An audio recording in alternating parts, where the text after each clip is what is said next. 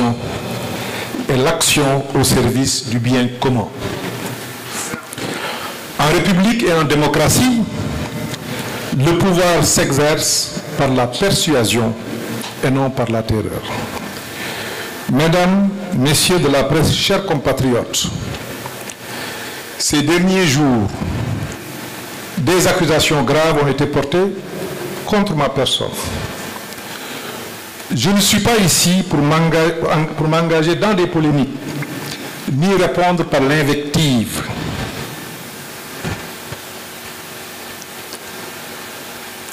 Parce que les attentes du pays sont ailleurs. Je dois néanmoins rétablir la vérité, avec sincérité et sérénité, et rappeler les faits, rien que les faits.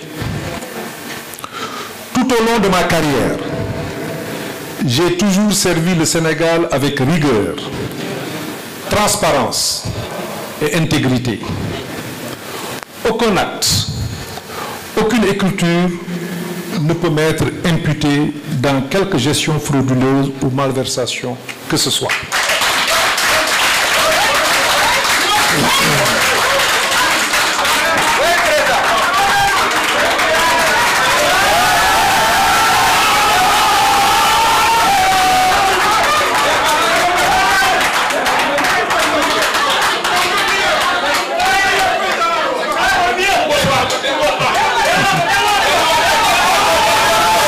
S'il vous plaît.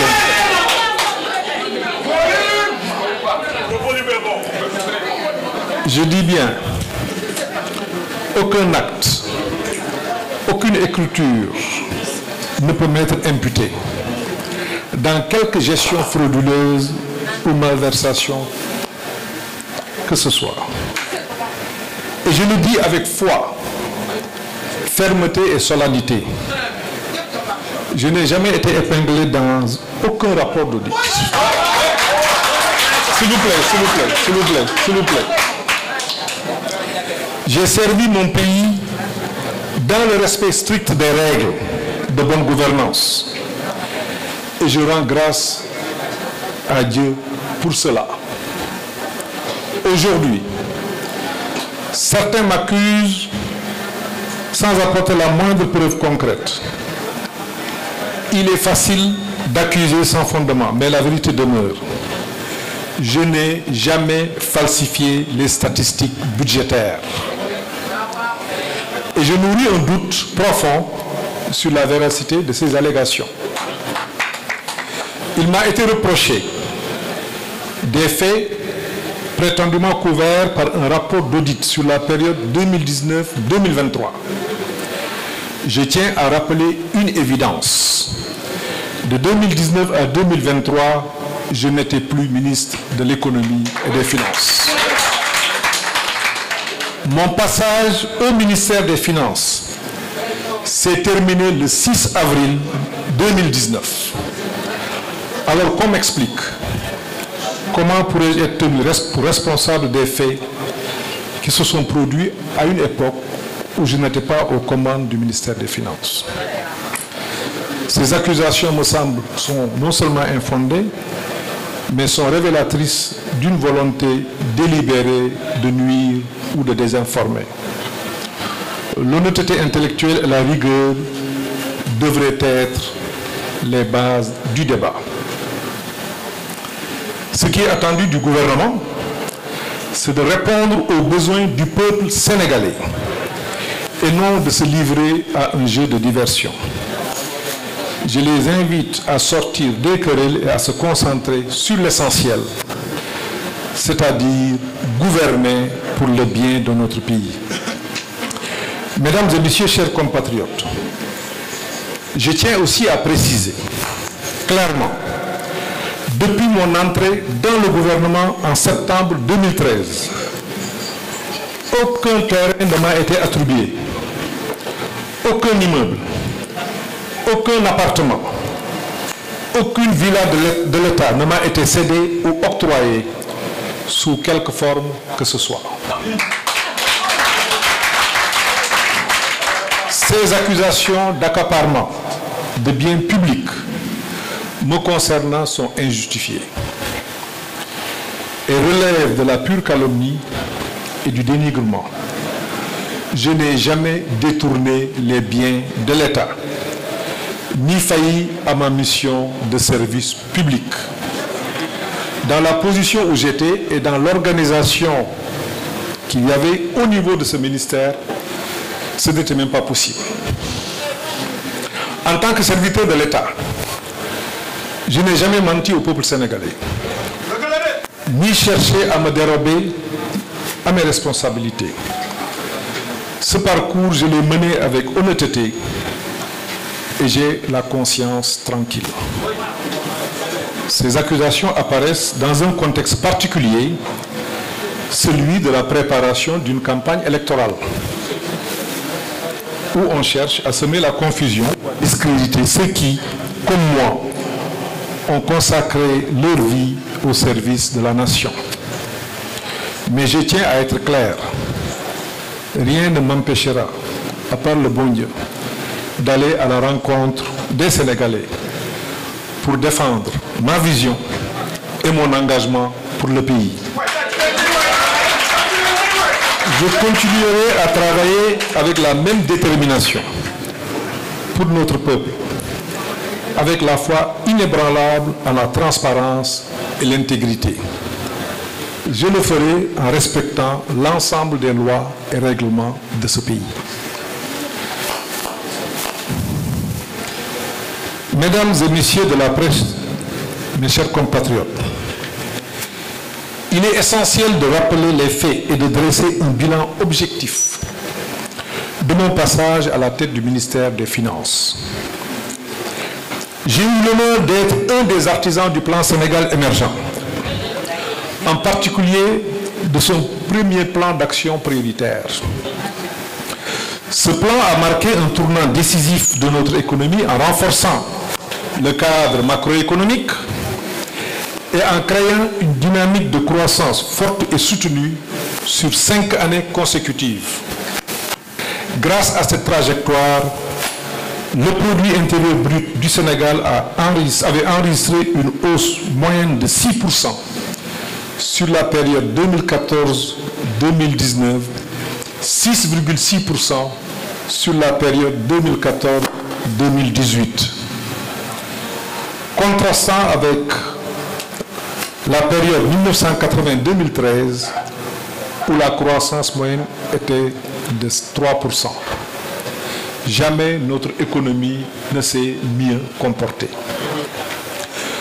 Le produit intérieur brut était de 9 775 en 2014 et 13 197 en 2019 quand j'ai quitté le ministère des Finances. Ces données sont incontestables et sont encore publiques sur le site de l'Agence nationale de la statistique et de la démographie. Je tiens aussi à préciser qu'au jour de ma passation de service, à savoir le 15 avril 2019, j'ai laissé en trésorerie auprès de la Banque centrale près de 270 milliards de francs CFA, tels que consignés dans le procès-verbal de passation de service, un peu plus de 500 millions d'euros. En matière de finances publiques, les résultats parlent d'eux-mêmes. Les recettes budgétaires, preuve de la performance de nos administrations financières et de la vitalité de notre économie, ont connu une croissance continue. Elles sont passées de 2 345 milliards en 2012 à 4 000 milliards en 2018. Nous avons su mobiliser l'accompagnement de nos partenaires techniques et financiers et maintenir une situation financière maîtrisée et un endettement efficient. En 2012, la dette de l'administration centrale était de 4 958 milliards, soit 3 318 milliards de dettes extérieures à long terme et 1 280 milliards de dettes intérieures. En 2019, quand j'ai quitté le ministère, elle était de 7 825 milliards, soit 7 173 milliards de dettes extérieures et 652 milliards de dettes intérieures. Enfin, c'est durant cette période que nous avions pu obtenir la notation que nous venons de perdre. Cette notation, je l'avais négociée moi-même avec les services du ministère de l'Économie et des Finances. Ça veut dire qu'on est retrouvé là où on était, du point de vue de la perception des agences de notation et de la communauté internationale. Mais ce sont des questions qui peuvent être réglées en travaillant. Malgré tout ce qui peut nous opposer, je tiens à saluer toute initiative visant à projeter notre pays dans l'avenir.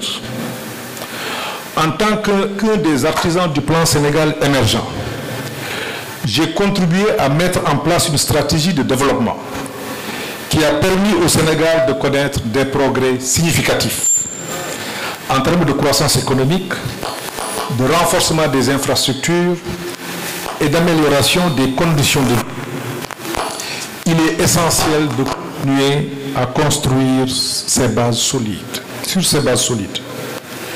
Je ne suis pas surpris de voir des similitudes entre la vision 2030-50 et le plan Sénégal émergent d'une part, ni avec ma déclaration de politique générale ou encore certaines de mes propositions de campagne d'autre part. La vision 2050 reprend largement les bases établies par le PSE à travers ces trois axes. Cette vision de développement que j'ai pilotée entre 2014 et 2018 en tant que ministre des Finances a permis au Sénégal d'entrer dans une dynamique de croissance soutenue et de transformation économique. Je tiens donc à féliciter le gouvernement sur cette vision 2050 qui n'est rien d'autre que la poursuite du plan Sénégal émergent. Et c'est ça l'État aussi. L'État est une continuité. C'est ça l'État, la continuité de l'État. Je félicite les cadres qui ont travaillé là-dessus. J'en ai vu beaucoup qui ont travaillé avec nous dans la mise en place du Sénégal émergent et qui continuent en tant que fonctionnaires, tout comme des experts qui ont travaillé. Je pense que c'est la continuité. Il faut, de ce point de vue, créer les conditions de sa mise en pratique. Cela dit, les grandes visions comme le PSE ou la vision 2050 ne doivent pas se limiter à des discours. Elles ne seront crédibles que si elles s'appuient sur des actions concrètes et des résultats tangibles. Or, la situation budgétaire décrite par le Premier ministre actuel, si cette situation est avérée, il est évident alors que la mise en œuvre de la vision 2050 connaîtra du temps pour être lancée. Mesdames et messieurs de la presse, chers compatriotes, on m'accuse aussi d'être un fonctionnaire milliardaire. Soyons clairs. Je ne possède pas la richesse qu'on me prête.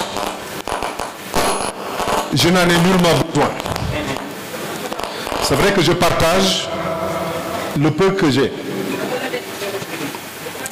Mon parcours, mon travail acharné et ma compétence m'ont permis de bien gagner ma vie.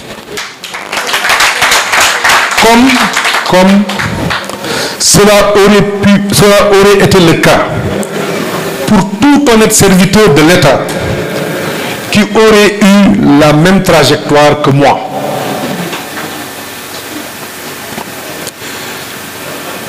J'ai gravi les échelons au mérite.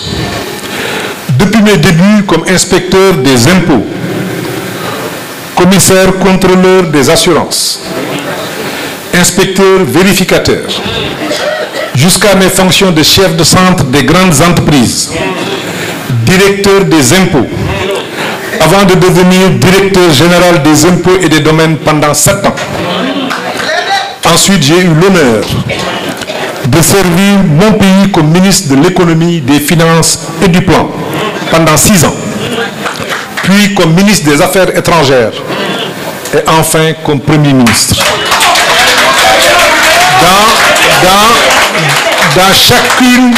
Dans chacune de mes fonctions ou de mes missions, j'ai toujours mis l'intérêt du Sénégal au-dessus de tout.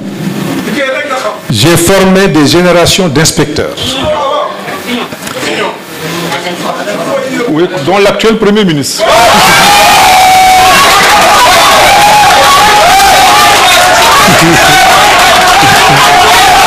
S'il vous plaît, s'il vous plaît, s'il vous plaît. Il y a au moins, s'il vous plaît, s'il vous plaît, il y a au moins 10 promotions d'inspecteurs des impôts que j'ai formés.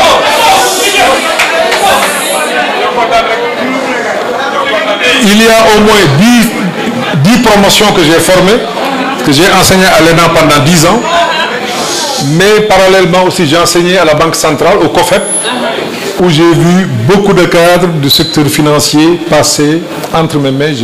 J'aimais la formation et j'aimais l'enseignement et je partageais le peu que je connaissais. Naturellement, mon parcours m'a permis de percevoir des revenus proportionnels aux responsabilités exercées. Ceux qui me critiquent aujourd'hui sont au pouvoir pour l'essentiel. Je les invite à publier les revenus qu'ils ont perçus tout au long de leur carrière. Ils ont accès aussi à mes revenus, aux impôts, à la direction de la solde ou à la primature, et publient. J'ai aucun problème à ce niveau. Mesdames et messieurs de la presse, chers compatriotes, fort de mes principes et des valeurs religieuses et culturelles que nous partageons, je resterai ferme et engagé dans mes convictions, comme du reste. Je l'ai toujours été. Je le fais néanmoins avec sobriété, avec tact